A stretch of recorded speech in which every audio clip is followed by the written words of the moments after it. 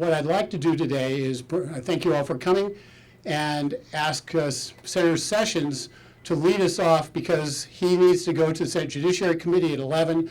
So what we're going to do is he's going to come up.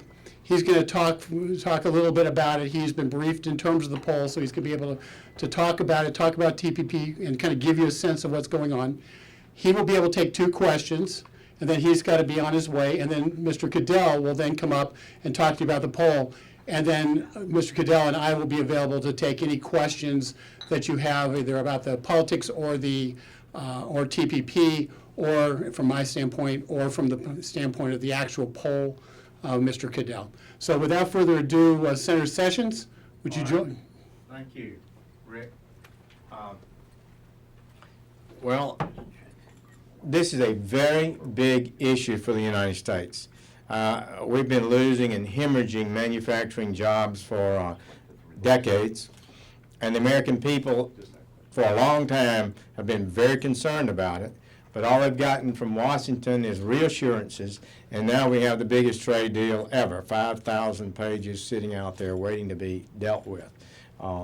Apparently they intend to move it perhaps in the lame duck. I hope that doesn't happen. I see in this poll by 4-1 majority Republicans say do not move it in the lame duck session. I think the concern about trade is expanded. I think the concern about immigration has expanded. And the American people, as Newt Gingrich said not too long ago, are in revolt. They've asked their politicians to fix the immigration system for 30 years, and they've refused. They've expressed concern for 30 years over trade, and the politicians have refused to respond. Now, I've supported trade. I voted the last big trade agreement was a Korean agreement. They're our good friends. We got some really good friends in the Pacific. We have good security relations with South Korea. They've invested a lot in America. When it was passed, President Obama signed it, and he assured us explicitly that we would see a $10 billion per year increase in exports to Korea. We find that since 2010-11, when that treaty was signed, exports have increased a little over 300 million, not 10 billion a year, whereas Korean imports to the United States have increased 10 billion a year, or 10 billion. And so the result of that is that the trade deficit with Korea is now 280% higher than it was when the agreement was signed. So is this some blind, irrational nativist complaint? Or is it really true that the trade agreements that are being negotiated aren't effectively protecting American interest? And as Mitt Romney said, when these, in this primary 8 years ago, he had a great, great line. I've quoted it before. I can still quote it. His line was, if you don't stand up to China, they'll run over you. If you stand up to them, they say it will cause a trade war. But we're in a trade war. We're just not fighting. And then he said this. And anyway, they have more to lose than we do. So when you go into a negotiation, you need to know who's got the upper hand. They're desperate for our markets. Some of these countries sell us all kinds of things and won't even buy our chicken. And we negotiated that? How did this happen? So I think the American people are right, and I defend them. And it's not blind nativism to question the geniuses who've been negotiating these treaties. And we've had a decline in manufacturing. It's critical to national security, and I just believe that it's going to be a growing issue. This poll shows it. Gosh, this poll shows what I've intuitively felt, and that is that the American people are getting more and more engaged. I heard one commentator say this morning, Bernie Sanders' stunning surge in Michigan was a result of trade primarily. The trade issue is becoming a voting issue. That's what this poll says. And so I think that. So I would say it's going to continue to grow. We'll have a debate tonight. I'm stunned that the candidates have not been explicitly asked about this in these debates. I mean, it's a major national issue. It's now becoming a major voting issue, and they're not even being asked about it. So I assume that maybe that'll happen tonight after the Wall Street Journal headline this morning. Rick, thank you for the work you've done. I value your work, and we try to be honest and fair. As one of my smart, brilliant Alabama friends said, they say this is populism, but it's nothing wrong with populism if it's honest populism. And I think it's honest that the American working person is getting hammered by these trade deals, and somebody needs to speak up for them. You want to pick, Rick, or you want? Sure. Okay. Go ahead, you're first. And I do want to say I committed to be back at the 10 o'clock hearing as soon as I can in judiciary, some important issues that I have a role in. So I have to leave quicker than I thought. Senator Penny Starr with CNS News. So what could be done to fix it? Is there a fix or? No, I don't think there's a fix, really. I think it needs to go away. For trade agreements, I don't oppose trade agreements, but at the present moment, my vision of what we should do is that we should negotiate bilateral trade agreements with perhaps all of these countries that are in this 12-nation group, and we should drop this trade commission, this Trans-Pacific Commission. I'm utterly and totally opposed to the Trans-Pacific Commission. That alone, if it's not taken out, should be done. You could Xerox chunks of the treaty, and so we've got Japan in there, Canada in there, Chile in there. A lot of this is not controversial, I acknowledge, but the commission is a fatal flaw, and we should do it bilaterally so that if we have a dispute and they want to access the thing they want the most, our market, then we've got leverage, and we can push back a lot better than if we've got to go to a 10, 11-nation commission to vote on it. Senator Iratino is with MLEX. The two leading Republican presidential candidates right now are against TPP. Do you think the leadership, in light of that, should bring up TPP for a vote at all? Or do you think they should hold off on it, even in the lame duck? One part of that I'm crystal clear on. It's obvious. And I think that if a candidate for the Republican nomination opposes this treaty, it would be unthinkable for the party to bring up the treaty either before or after the election. And I don't think it will happen. That's reality of politics, I think, today. If somebody got elected that said it was a key part of their campaign to promote it, that'll be a more problematic situation for the leadership. But I think this poll shows what I've been feeling is the opposition has been growing, and for the people are likely to vote on it. What about they cast their vote based on it. What about doing it now before you have a presidential candidate? That is totally unlikely. Obama had this thing signed in Auckland, New Zealand, which claims it's the most remote city in the world. They didn't even issue a press release on it. They're not promoting this. They know the American people don't want this treaty, and it's not likely to be brought up before the election. I can assure you of that. Senator, thank you. Thank you, Rick. Appreciate Great. your time, and go do the Lord's work. Thank you. Thank you.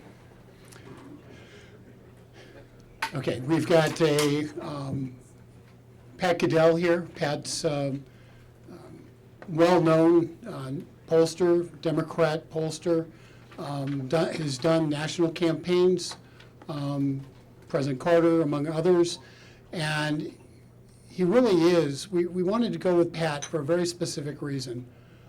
I wanted somebody who was going to be able to look at this thing in a clear-eyed way and not come at it from a real partisan perspective and from any of those perspectives. And so we felt that Pat was the exact right guy to do this poll, and I think the numbers will show that we made a good decision. Thank you, Pat. Okay, thank you. I'm going to walk through the results. Let me start by saying that I don't as you all know, or most of you would know, or some of you are young enough, old enough to know, I was in the polling business for a long time, the time I was a teenager, but I have been sort of out of it. I only do special projects that interest me. And this was a project that interests me because I thought, well, this is fascinating. There's a lot going on. And I've been looking, as some of you know from some of my other work in the Smith Project and other things for a couple of years, have been saying the alienation in this country was going to change our politics significantly. And I have been talking about that on television and other things for a long time, that we're having that we're entering a new paradigm politically, and that I think, frankly, Washington and the people in politics have not really necessarily adjusted to it. It just turns out, kind of interestingly, that we had the Michigan primary on Tuesday, and if you looked at the exit poll data, you know that trade was a big issue, particularly for both Trump and Sanders in their victories, but even and the attitudes were not there alone. So let me just start by walking through on the methodology, what we did, and how we went about doing. This was a very involved survey. There are many, many other political strategic questions we have not included in this, but this was a very lengthy interview. We conducted 1,950 interviews, and we had oversamples because we really wanted to also look at those who were less white men with less than a 4-year college education, white women with less than that, also millennials, people who are less likely to vote, to see if there was an impact, which frankly there seems to be. We weighted the sample down to 1,200 interviews, but understand that it is a giant sample and very lengthy. We started, if you go to page 3 in the handout, you will see the initial TPP initial vote. Just to start, what I'm going to do is start with the specific and work to the general, because in doing that, I think we will see some interesting, where we can get to the larger impact. But when we first start off on TPP, I'm sorry, if I messed up your, I'm sorry, you want to put it up? Okay, fine. We found that, most people knew nothing about it. There was 15% support, 22% opposed, 11% said they knew about it but were undecided, and a majority of Americans said they had no idea anything about it at all. However, what happened was, the minute we began to get into the information, and on page 4 you see the very, very long question, both positives, raising the arguments proponents make, explaining what the deal was, the agreement is, and then the opposition argument. And immediately, as you can see on page 5, just on the basis of that, the initial vote and what we call the first informed vote, the opposition support went to 32, opposition went to 45, and there was still 23% undecided. And then in the third point, and you can see on the informed vote, by the way, and this will become an interesting theme in the data, when we look at the support by party, if you look at decided vote, those people who could make a decision, it was a 58-42 margin at this point. Democrats were slightly in favor, and that's partly because at that point, minority support for President Obama, since it's his initiative, and that will change, as you'll see. Independents were against it, 44 to 29, which is about almost the average, and over almost 57% of those who had an opinion. Republicans were the most opposed at 54-28, which would be well over 60% of the decideds. We then, and there's some key demographics you can see, white non-college men, they were only against it, less likely voters were against it, and millennials were split, but a huge amount of them didn't know, even with the first question. Then after some more arguments and questions that were asked, we ended up with what I think it settles at this point, which was 22% support. Support drops, opposition was at 53. That meant, and still a quarter of people were undecided. Remember, this is all, for many people, new information. And we had 29% decided vote in favor, 71 against. And you can see now the Democrats have moved against it in this. The shift here is about a 15-point shift to the negative. Independents slightly stronger, and Republicans slightly stronger, and it is the Democrats who are moving. And in this, when we get to this, you can see on page 9, if you want to look, the opposition, for instance, from non-college women is 56-10, which would put it close to 70%, and millennials finally move, but their undecided actually goes up. So there's a lot of, for them, a lot of conflict. On the support by party, support the question that said, would you be more or less likely to vote for a candidate for president who promised to put a stop to the Trans-Pacific Partnership and enact trade deals, put U.S. jobs first? That is a 54-17 margin, 76% with the decided voters. Democrats are 50-18, which may help explain some of what happened with Senator Sanders. Independents are overwhelming, and so are Republicans in this. It all begins to close up. And on the question, the candidate for Congress, you get very similar numbers on page 11.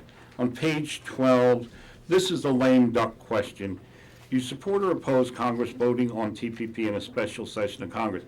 What we explained in the argument was that there was discussion of bringing it up and the pros and cons of that, and particularly since people would have been defeated, some people defeated would be voting on it or who had left Congress. That is overwhelmingly opposed, as you can see, among decided voters.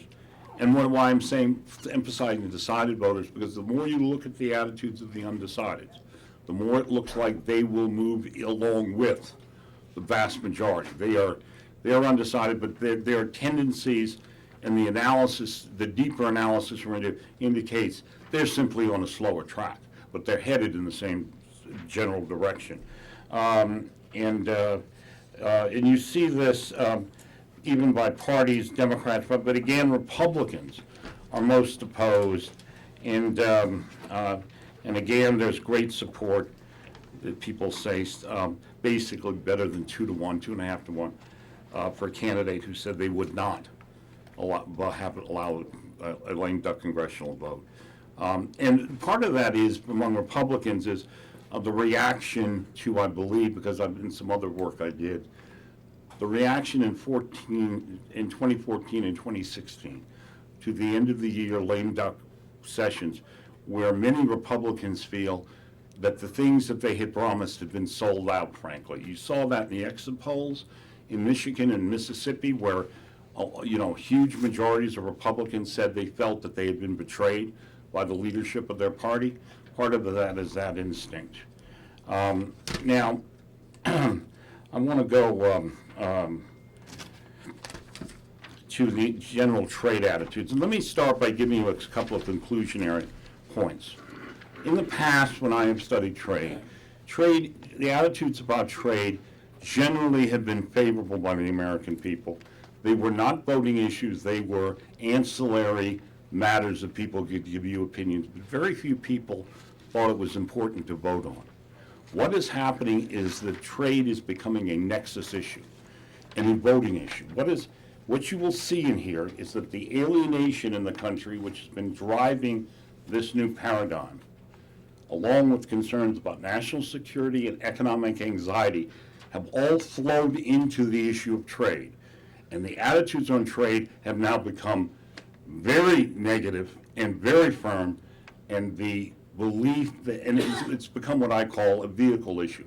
It is, or a super issue, in the sense that it's not just about trade. It expresses many of the other, it's a standing, it's become a placeholder and being fueled by many of these other attitudes. And that is significant. And while I thought there might be something to it, I was frankly shocked at how much it had blended. And it suggests to me that a lot of what we talk about politically this year, about the angry electorate, is discontented, and so on, is now being concretized, if that's a word, that I'm inventing one, that shows that suddenly this becomes a substantive issue that they have grabbed a hold on that carries a lot of their feelings. And that is significant. That When you get an issue like that, and it's very rare that you get them, you have, you see major changes politically. But anyway, let's take a look at page 15 for a second. Businesses struggling to find workers should be working to attract and train Americans by raising wages or improving working conditions rather than bringing in workers from other countries.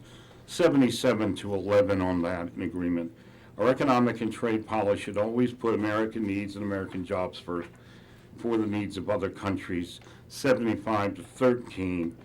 While increasing international trade has led to cheaper goods, it doesn't matter how cheap they are if I don't have a good paying job. This is where we're starting to see major changes. In the past, people understood the trade-off that they were getting cheaper goods, and yes, there were some losses, whatever, but they liked that part. We now see a shift. That's a 74-14. I mean, these numbers are extraordinary. And then look at the question here. This is what we started the survey off on.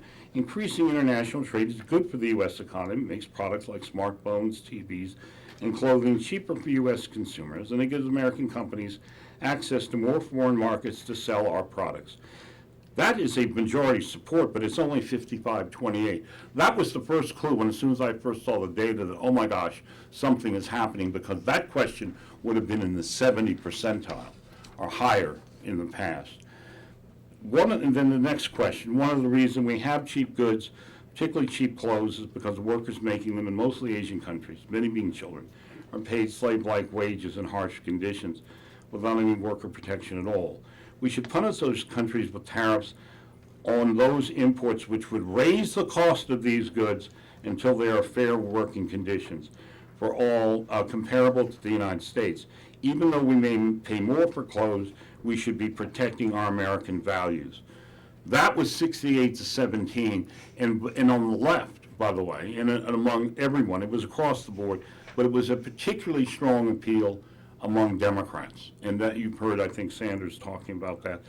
It is, well, this is where we're actually doing pay questions.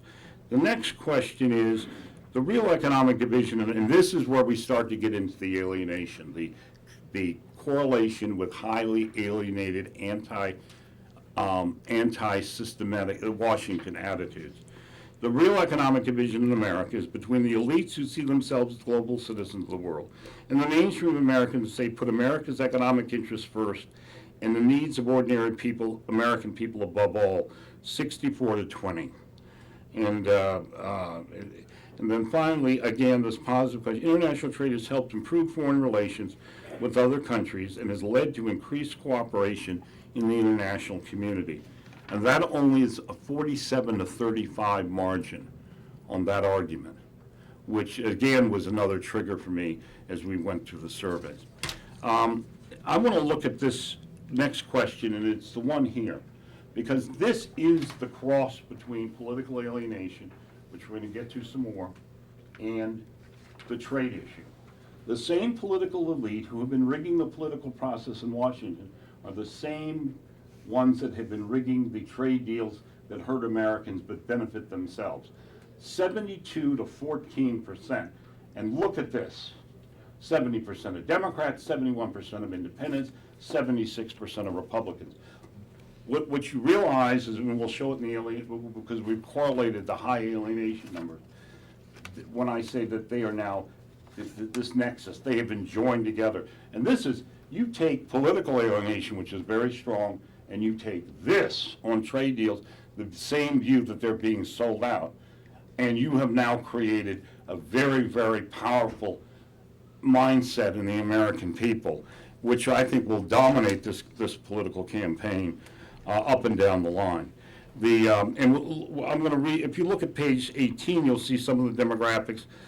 Even millennials are 55-30 on this, who have been the most inclined. But up and down the line on party, as we see there, and on non-college voters, who are 72 to 23 on this, Democrat and Republican, no difference. Having stated these things about trade, let us go and look at some of the other things that are affecting it. On page 19, This is right track, wrong track. This is no different from the numbers you're generally seeing in almost all polling, 29-64. The next question is about American exceptionalism. And this is actually showing some increase from what it was, say, a year ago. The United States is not an ordinary country. America stands apart from all other countries, and we should protect our unique character in the world. That is now 76% agreement, 42% strongly, and opposition is 17%. There's been some significant movement in the last year toward American exceptionalism. Again, stronger feelings on that than existed a year or two ago. They were strong, but nothing like this. Here is part of the discontent issue on page 21. Do you think you are better off or financially worse off than your parents were when they were your age? 46% think they're better, 37% worse, 16% don't know. And that's coming down. It was higher than that before. Looking to the future, do you think most children in this country will grow up to be better or worse off than their parents? 23% better, 50% worse, 27% don't know if you, or mixed. 27% is either don't know or other feelings. When we put this together in our index, we find that the relationship to those, particularly people, for instance, who feel they've been better off but their children would be worse, or those who think they're worse off and their children will be even more worse off, in the correlation on these trade issues is very, very high. In this country, do you think there are different rules for the well-connected and people with money, or that everybody more or less plays by the same rules to get ahead? This question I picked up from actually a survey that CNN had done about a year ago, and I kind of liked the question. And we tried, actually it was Ritter, trying to remember who did the polling for them. And it was 83-10, that has been consistent. This belief, underlying everything, that the rule that we do not have a flat playing field, and in fact, many Americans who say you can get ahead, the number of people who say no matter what you do, when we've been looking at some of our other data, it's impossible if you don't have connections and so forth. There is a great belief that that the system, if you will, to be harsh about it, is rigged to favor people with wealth and with connections. Over the past decade, now we're going to go into free trade issues. We asked the question more or less in the last 2 decades, do you believe the free trade agreement signed by the United States with other countries have been more benefit? On the left-hand side is the first results. On the second is with just people who have an opinion. And let me make this point. Because we expanded our sample beyond just most likely, one of the reasons we're getting undecided is because we put the sample more toward what I would call overall to basically people who are registered, but including people who would not pass our likely voter screen. The more likely you are to vote, the more strongly your attitudes, in fact, continue are in the bent of what we're seeing overall in the data. That's why I said I believe a lot of the undecideds will move toward the opinions of people who are more likely to vote and already have feelings. That's the way public opinion tends to work.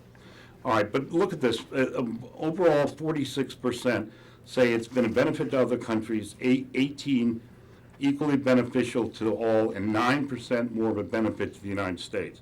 And if you look at the decided opinion on this, it is 63-25. This is an argument which shows this being a primary argument for those who have over the years said that free trade is really good for us, better for us than anyone else. Whatever that philosophical basis of that view, it is soundly rejected. I would hate to have to defend that view in light of these attitudes. Global cooperation through free trade. Protecting American jobs by raising tariffs in other countries with unethical trade practices, even if it harms America's global reputation. Fostering good relations between America and other countries through free trade at the loss of some American jobs. 57-23 in an undecided vote, 72-28. This is a much more internalized view of, and we'll see why, about America first. And it's not, let me just say this, it's not that Americans are against trade. They just don't believe any of the trade has been good for us, that everything has been structured against the welfare of the of Americans in the country. Which is more important to you?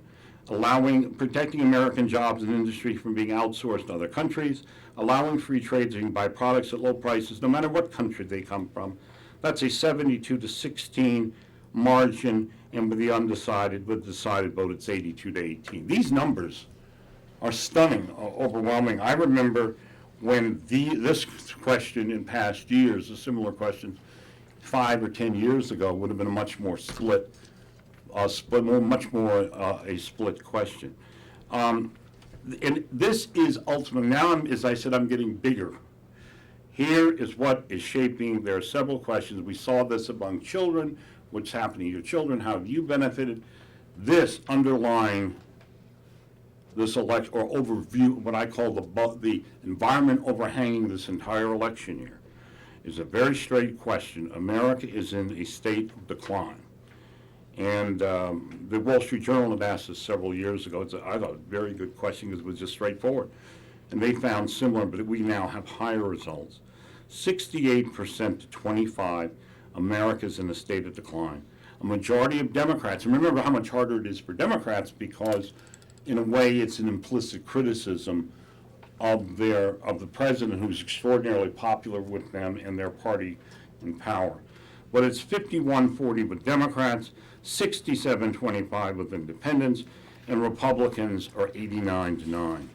When you talk about the fact that this, and you can see the numbers as it moves through some of these subgroups, starting with it's about, interestingly, non-college women are actually higher than non-college men in believing this. They're at 76% compared to 70. Millennials, who have a little bit higher undecided, 55-30. And remember, younger voters tend to be generally the most optimistic. They're starting their lives. They're feeling that in general they have always been the most optimistic, and they're not on this. On page 28, I want you to look. This is a very important question. This is the set of rating issues and on a 10-point scale. It's from 0 to 10. With 0 meaning, it's not important to you at all, it's important. The mean figure tells you on the 10-point scale where it is, and we then have the percentage. You pick 8, 9, and 10, which are on the upper end of importance. You will see the issue that is never allowed to be mentioned in American politics. It is something that Rasmussen is the only other group I know that has ever asked us, and we have found this for 3 years. The minute you mention, sort of like in Harry Potter, the Valdarian word, the word you are not allowed to speak. Apparently in American politics, it is that statement about government ethics and corruption. But every look that we have done in this poll and others shows that at the heart of this, the American people believe their political system is corrupt as the day is long. And at 8.52, at its highest, we've seen it be equal, high, 1, 2 with economics and so forth, jobs and unemployment. You will see cuts to Social Security and Medicare, including among Republicans, by the way, ranking second, jobs and unemployment third. The budget deficit tied with terrorism. Fighting ISIS, you'll notice the rise of these issues about ISIS and terrorism are much higher, and they are followed then, it's still at 8.20. These are all high issues. American jobs moving overseas is an 8.20 issue. And then national security, increasing crime and violence, stagnation up to lower to middle income wages, that is particularly important with those groups affected in Democrats. Income inequality is a big Democratic issue, much higher among Democrats than Republicans. Increasing border security, trade deals with other countries, just as a matter of importance by itself, ranks very low. And at the bottom, as usual, has been the case for the last 5 years. Social issues like abortion and same-sex marriage are at the bottom. No matter how much they're made into tried to be used as a wedge issue, Americans have a lot bigger concerns on their plate. This is the impact of national security, the rise in concern about national security as it also affects trade. As you will see, in the 15 years since 9/11, you think the power and prestige of the United States as an international power has declined, remained the same, or increased. Don't know. It is overwhelmingly 56 to 25 saying it has declined rather than remain the same. Only 9% saying it's increased. And among decided people, it's because most people have an opinion, it's 68 to 28, including a majority of Democrats, by the way, which means they have to counter their own party. Which of the following, this is a Gallup, recently asked Gallup question that I was quite taken by. The United States is only one of several leading military powers in the world. The United States is number one. This is now showing a majority saying we're one of several. Gallup's traced this question for a few years and finds that this is a huge drop in the belief that we are the number one military power. The U.S. is the only, and that is a 59-41 decided opinion attitude. Now, do you feel it's important for the United States to be number one military in the world, or do you think being number one is not that important as long as the U.S. is among other leading nations? This is a closer question, 54-37, and about 59-41 saying we need to be number one. And that is, there is some real partisan differences in that. Foreign policy and security issues more. I wanted to test this because I haven't seen any data on it. Several weeks ago, 2 naval patrol boats were seized by the Iranian Republican Guard. Secretary John Kerry eventually negotiated the release, but not before footage of Americans on their knees on their own vessels with a gun pointed at their heads were shown. Well, what? Which of the following comes closest to their opinion? This has become a symbol of American humiliation. It is proof that the improvement of relations with Iran, and it essentially for diplomacy.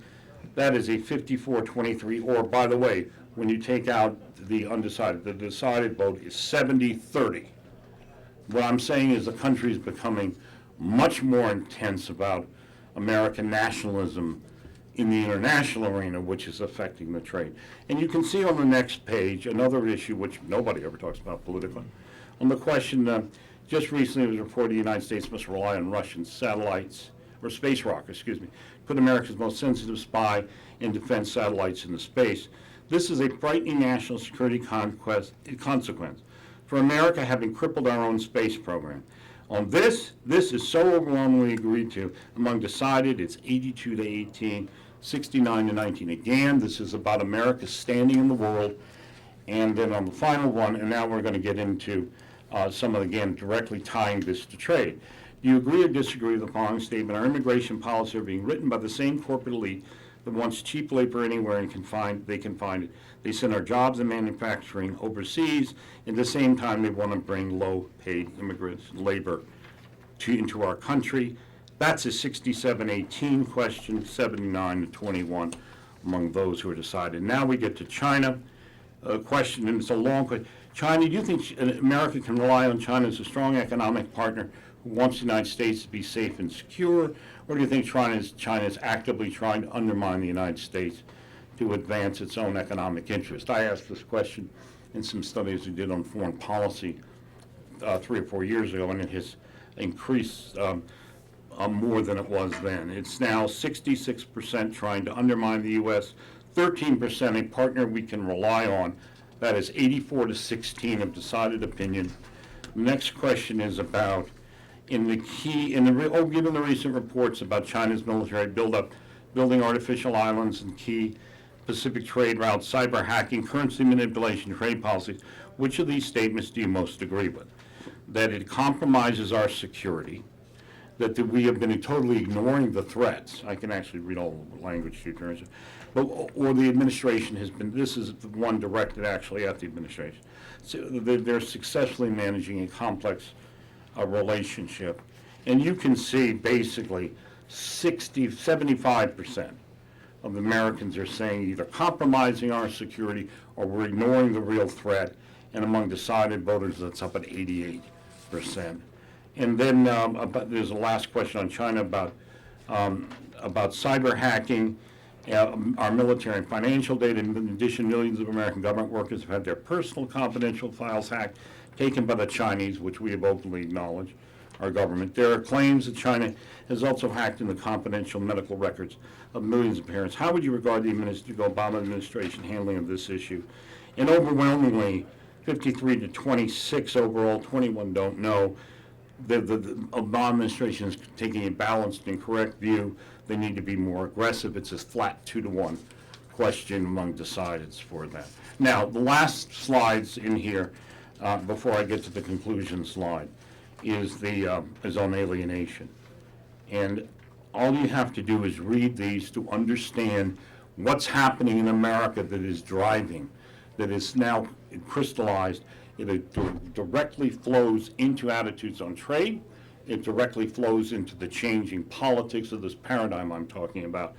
And it is the power of ordinary people to control our country is getting weaker every day. 81 to 12%, almost half the American people strongly agreeing.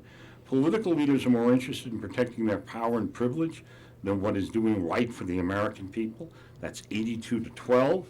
The U.S. has a two-track economy where most Americans struggle every day, where good jobs are hard to find, where huge corporations get all the rewards, 75 to 18.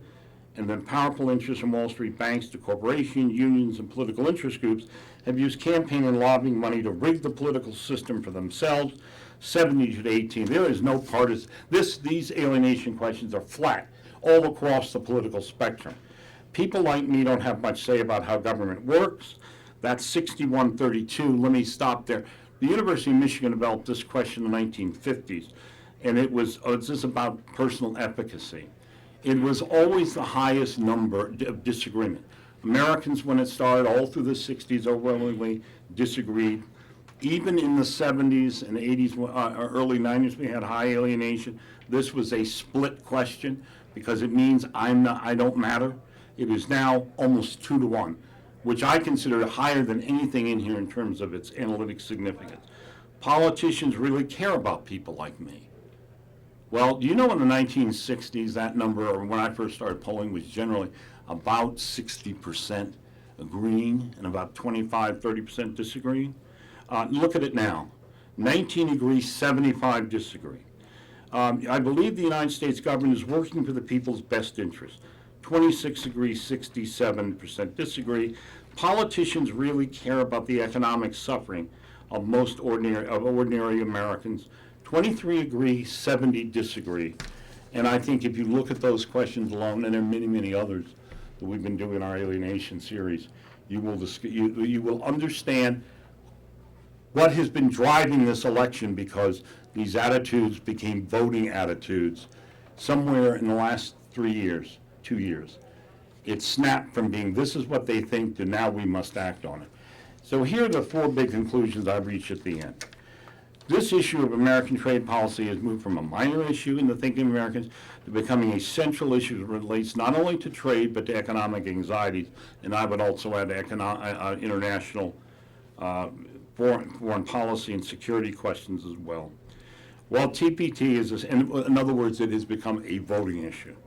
TPP is essentially unknown to the American electorate. Once informed about it, they move very quickly and strongly against it, as I walked you through that process. Third, surprisingly, the voters of the party traditionally viewed as strongest on free trade, the Republican Party, have become the most consistent and strongest opponents to trade policies and with those attitudes, and with these attitudes that we see.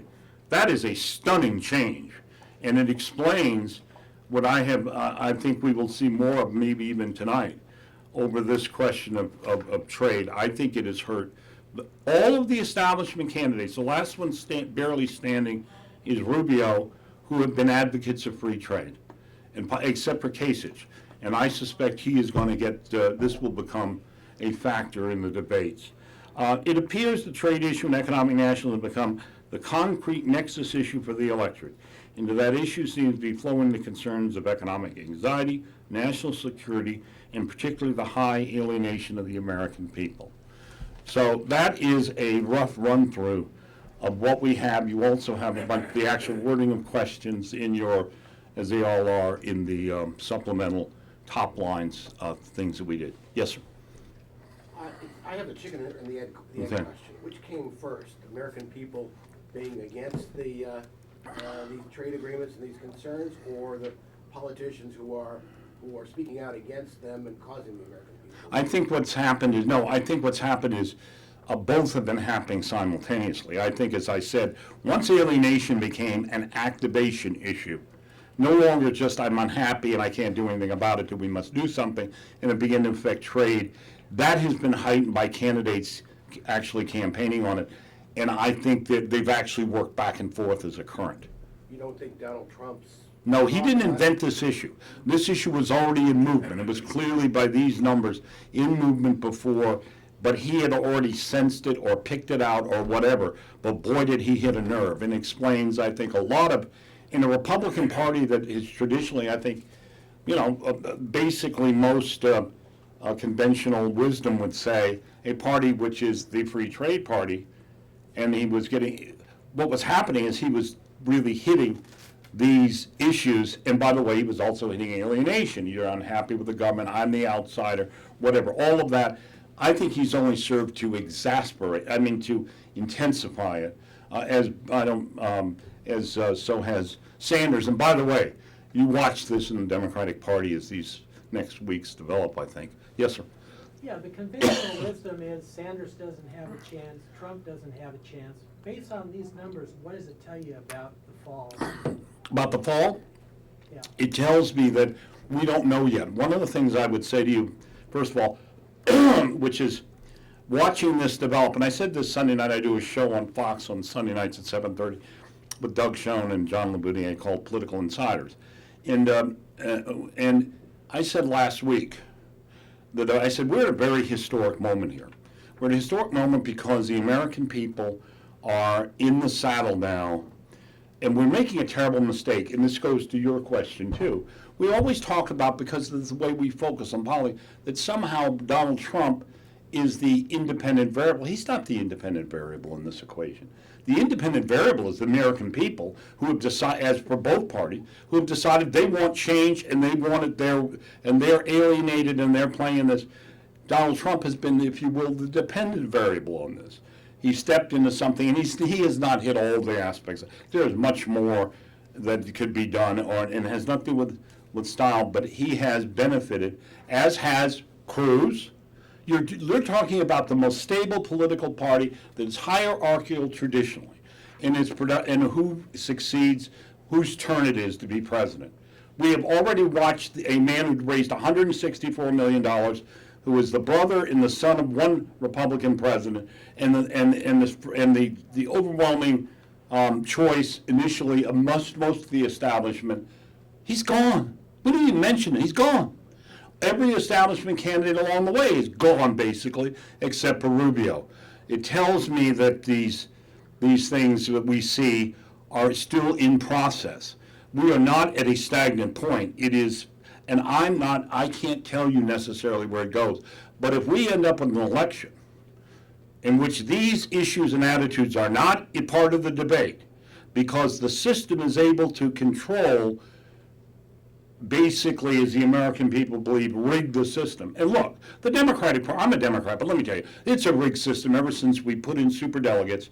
And one of my complaints about the press is, how dare you compare Hillary Clinton's vote totals? Superdelegates were supposedly created to decide at the end. From the beginning, they had been putting their finger on, with Mondale and everyone else. These are unelected, these are people who are unelected by the voters in these races. They're not asked to reflect. And I think that they should be separate in terms of allocated delegates and not. It is going to be a greater issue in the Democratic Party. I think Bernie Sanders, if he is logical, will make it more of an issue, because people are saying we should decide, not them. The same in the Republican Party, of the talk about establishment. If there is a feeling, and now the Republicans are in a grave dilemma over what they're going to do, but and I don't want to make this about presidential politics. But again, if you end up with the candidacies that don't reflect these kinds of opinions and attitudes, if America's going to have that kind of debate, God help this country, because it will only make the American, there will be something coming, and it may be much more dynamic. I've always worried about this. You cannot ignore American opinion this way. This is not a country. The American people, frankly, want their sovereignty back. And that is what a lot of this points to. They want sovereignty, the supremacy of sovereignty of their country, in our policies, and they want the right to control politics. This is supposed to, by the way, a question we don't have in this survey, but I have in others, is a question that says, the Declaration of Independence says that the consent, that the governments have their legitimacy come from the consent of the governed, which is in the Declaration of Independence. Do you think the federal government in Washington operates with the consent of the American people? 3/4 of Americans say no. I described this several years as the beginning of a pre-revolutionary moment. I'm afraid we've gone from pre-revolutionary to movement, but it is not yet charted out. So we are in the flux of a historical change, and I don't know where it ends up. But I will tell you this, those who think they can reconstruct the old order and the old processes are already finding the difficulty, and in the end, I believe it will be disastrous if they prevail to suppress rather than to educate, to develop, and whatever, and reflect the feelings of the democracy. Yes, sir. I'd love to ask some specific questions, but we're probably limited on time. If we can't, I'd like to follow up on Sure. that big picture aspect of things. Do you see the possibility, I mean, we're in the Bloomberg room. Bloomberg was talking about basically doing a centrist establishment run if it was Trump and Sanders. Do you see the inverse possibility? Yes. That is, the possibility of a radical center manifesting itself? Well, from the left you and used the right word when we don't have talked about this more, and I don't know because I was on the question about middle class extremism in the 70s and late 60s and 70s. The whole idea of a radical center extreme or the radical center, which is not in the middle, but for more active but still centrist values operating. I believe the problem was for him, and what they had is, it was hard to argue that he was the voice of all of this against what's playing out in the parties. I think he may have come to that realization. That does not mean it does not exist in major force. And let me just cite the Wall Street Journal poll Tuesday, where 56% of voters said they could not imagine voting for Hillary Clinton, and 60-some% said they couldn't imagine voting for Donald Trump. Not for Trump on the issues, by the way, to some extent. But when you also looked at it, half the country believes she would bring no change. The problem with Trump is he is losing control over whether the change be good or bad. I'm asking for Yeah. if it's neither if both of the anti-establishment candidates are held at bay, Are held off? do not get the nominations for whatever. Anyone in this room who understood this could be president of the United States. Okay? Can you elaborate on that? How could that Because the American people will go to whatever they can that reflects their beliefs, that comes closest. It may not be a perfect reflection, but if you're going to have two establishment views, we're going to have free trade because we always have it, we're going to have the normal political processes work, and everything is hunky-dory, and you people just go home. They're not going home if they have an alternative. If you got what you're talking about, you'd have the lowest voter to presidential turnout in my lifetime, number one. And number two, if there was an alternative. That alternative, I believe, remember, in 1992, Ross Perot was a candidate who was outside the system. And we forget that in the spring of 1992, having never left his office in Dallas, only doing and setting up an 800 number of people to call and volunteer, by June, was leading in 400 states with 432 electoral votes, was doing what our system was designed to make sure that could not happen. Person came from nowhere and was leading in the polls before he'd announced that when he pulled out, and then caused all this distress and then came back, all that story. But the truth of the matter is, 1992 is like an oasis compared to the storm that's building now. So the answer to your question is history is quite informative about that. But we can talk more later if you want. Yeah. Hey, Pat, how you doing? Good. You know, on the issue of cheaper goods versus higher wages, which we were talking about before, do you think that there's a possibility that a majority of Americans by November would be inclined to support, say, a 35% tariff on Mexico? Well, I don't know that they know what the tariff specific, but when we tested the notion, for instance, on working conditions, which is the first time, I just wanted to venture and see, because they know you're not supposed to have tariffs on goods, whatever. They were easily for it. I don't know if it plays out in the specific policy. Let me put it this way. If they believe that we have an unfair trade relationship with Mexico, where companies and corporations are taking advantage of cheap labor to leave the United States and resell this, there will be, I would argue, there will probably be great support. This would reflect, if that were the case, and this really opens the door to a lot more research, by the way. I mean, we found things I never anticipated. But I would think that would be one of the things, if you're asking me to pursue, is what happens when we start arguing the arguments about trade wars versus we need to do this. And my guess is, and I can only hazard a guess, based on this data, it would not be a hard problem it would not be hard to imagine very strong majority for being willing to do that for American companies who are just simply trading cheap jobs to resell in the United States. The carrier air conditioning. If I were a candidate, that tape of carrier air conditioning, the meeting with the workers, announcing they're shutting down and moving to Mexico with no warning or whatever, and the anguish that was in that room, I would be running that every minute, and I bet you I could make where nobody would buy a carrier air conditioner inside the United States. I mean, this is how strong, once you start these kind of attitudes in motion, people begin to reflect that they mean they don't want this happening. And they will, and I think you will consequently follow that is the case. It's sort of like when Bernie Sanders argued, by the way, last night, and I saw it argued in Michigan, that, the argument from his perspective, that Wall Street benefits, I wasn't going to do Wall Street bailouts, but I would bail out other things in the country. And I think he scored very well on that. We've hit 11 o'clock, and I do want to emphasize one thing, and that is going back to the narrow cast. The narrow cast, And that's really, really important. The overriding assumption was that Republicans would support Trans-Pacific Partnership, and Senator McConnell has stated he wants to do that in a lame duck. What we've learned is right here, and that is Republicans, way more than anybody else, oppose that exact ploy. And it's because of over here, because there's a general sense that we're dealing with a crony capitalist agreement that they don't have a part in, and that they're going to that's going to end up working against them. If you're a Republican candidate in this country, you have to be against doing the Trans-Pacific Partnership, at the very least against it in the lame duck session. That is the only place you can be. And so any failure of this poll demonstrates clearly that this isn't a Democrat issue. This is a Republican issue.